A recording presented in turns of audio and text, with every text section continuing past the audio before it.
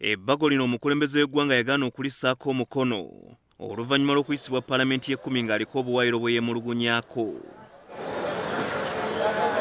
Akakiiko ka Paalamenti akavunaanyizibwa ku by'entambula, ebizimbe n'enguudo kamaze ennaku 45 nga keetegereza okwemulugunya kwa Pulezidenti Museveni wamu n'obuwaayiro obulala.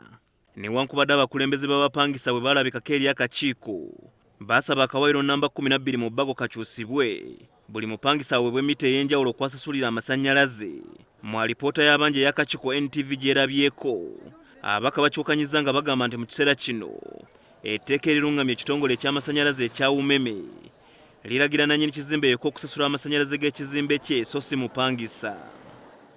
Mu kawaayiro namba 22 alipoota y'akakiiko ekifudde Kyabuwaze, omupangisa okusooka okukola endagaano ne nannyini kizimbe, erambika amateeka n'obukwakkulizo obunaagobererwa ng'omupangisa tannakirizibwa kuyingira kizimbe oba ennyumba.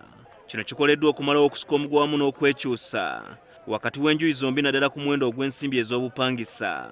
Endagaano ezo bwe zijja kuba nnungi. Ekirala twagala ne ba landiloodi ssente ze bateeka ku risiiti zibe ezo zennyini ze bajjako abapangisa.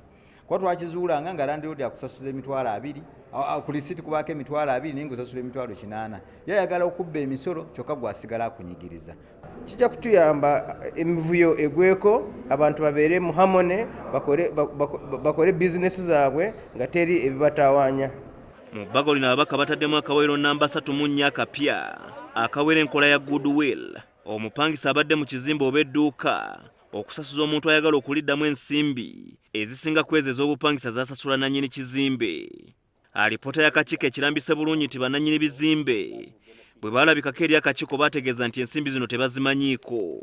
Tukoze ku bya pulezidenti ebyakomyayo etteeka, tukoze no ku birala bingi nnyo kuba etteeka twaliraba nga lyali libulamu, ne tukoze ku bintu bingi nnyo ebiteekawo embeera enkolagana ennungi wakati wa ba landlord n'aba tenant. Mu bbago era mulimu akawaayiro namba 27 akawera nannyini kizimbe okusaba ensimbi ez'obupangisa okusukka emyezi 3 mu maaso, ate n'akawaayiro namba 27 akatundu akokubiri akalagira nannyini kizimbe okutegeeza omupangisa mu bbanga lya myezi 3 nga tannaba kwongeza nsimbi ez'obupangisa.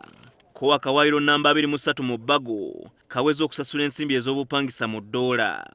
Era tulindiridde ekintu kimu, Paalamenti weddamu ku next week tulindirire tuteekako weda pepa teeka tuliweeyo eri Paalamenti naye lyawedde, buli kimu kyawedde. Ziwa, NTV Akawungeezi.